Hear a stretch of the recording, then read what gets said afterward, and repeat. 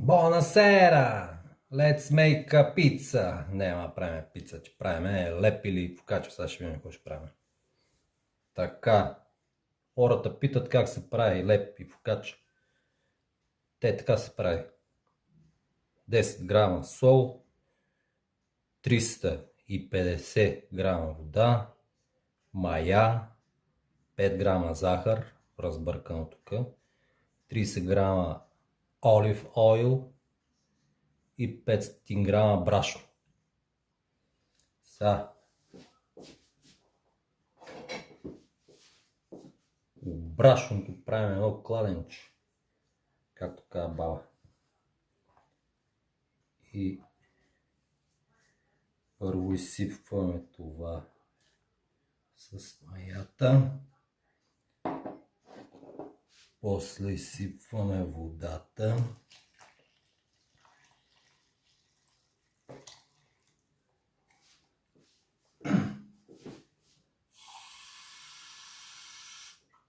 нека да фокача още 50 грама вода. Значи станаха общо 400 грама вода на 500 грама брашно. Това е 80% хидратация. И сега почваме да джуркаме.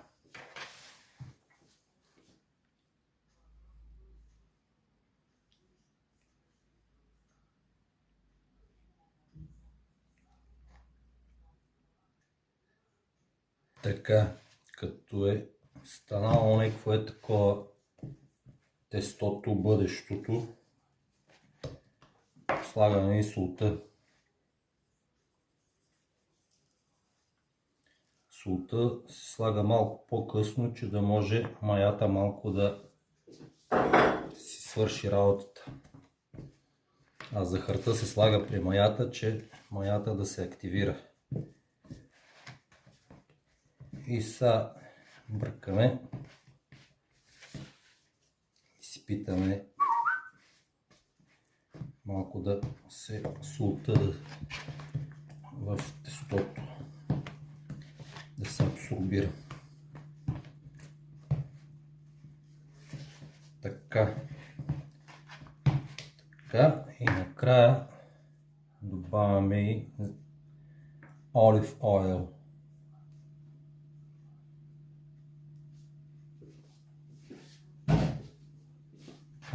И бъркаме.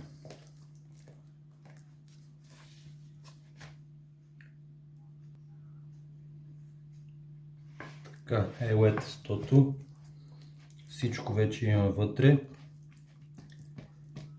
И сега го оставяме малко да се отпочине, да се отмори. И после почваме техниката Stretch and Fold. Разтегания и прегъвания. Така. Значи за Stretch and Fold ръката трябва да е мокра. Да не лепне тестото по пръстите. Въпреки че то пак ще лепне. Една е такава пръскалка.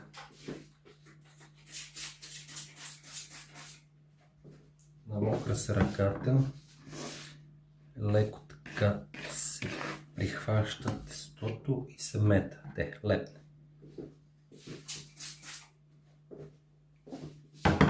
Върта се и сега и от тази страна. Хоп.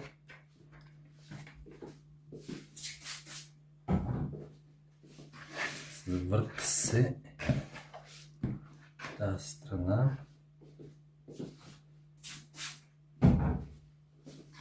Върта се и последната страна. Така. И така 5, 6, 7 пъти, зависи като усетите тестото да се дърпа. Значи глутена се е активирал добре и може да се спреме максимум 7 пъти. Така, значи още нещо, като направите 5 пъти тази операция Stretch and Fold, го прибирате в хладилника да си втасва до сутринта, бавно и на сутринта ново видео. Бонджорно! Хайде да видим резултатът. Та-да! И коста. Така, подготвям ставичката. Сипем и олив ойл.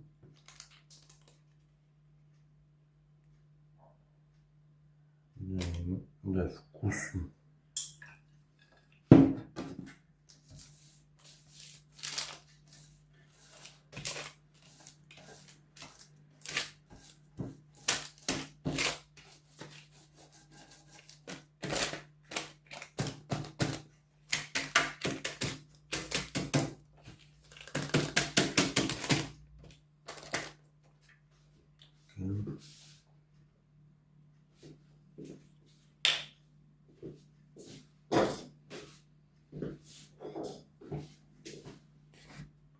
Стен стоите така.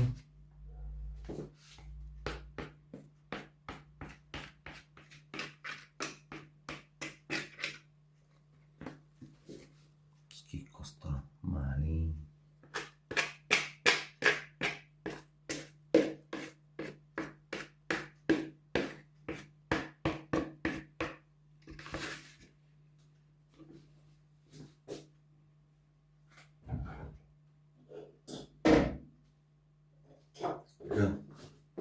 Сега и отгоре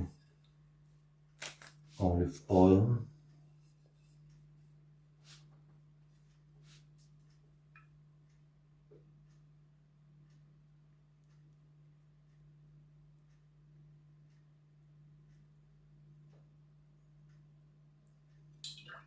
Така.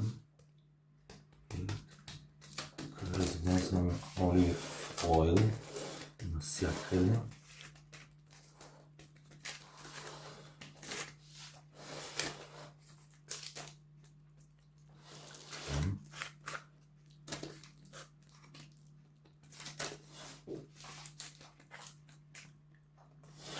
И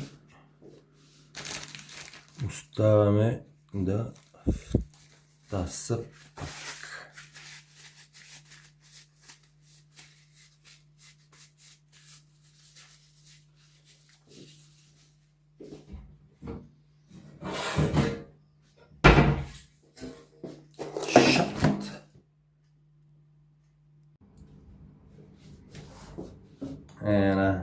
Като е втасала, сега трябва малко олио по пръстите, да не залепва.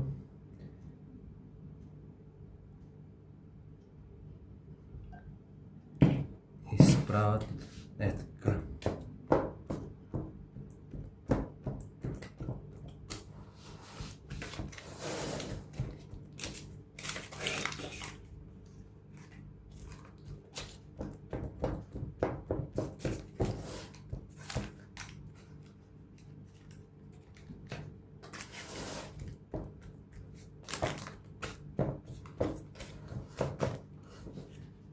Така, и фурната на 200 градуса да загрее. Като загрее, бухаме вътре, печеме 20-30 минути и така.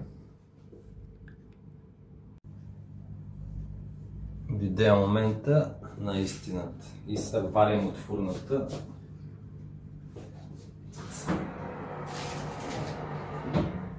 Straight from the oven. Една покачката.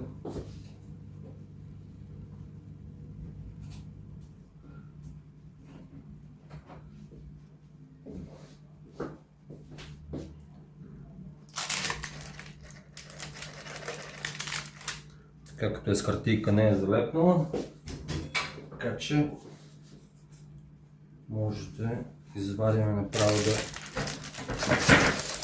тестива. Това.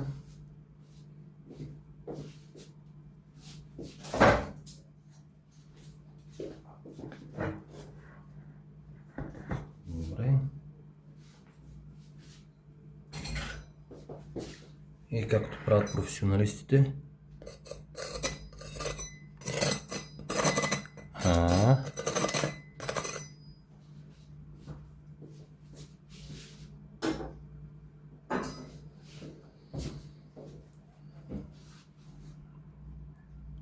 Както се казва, последвайте ме за още рецепти.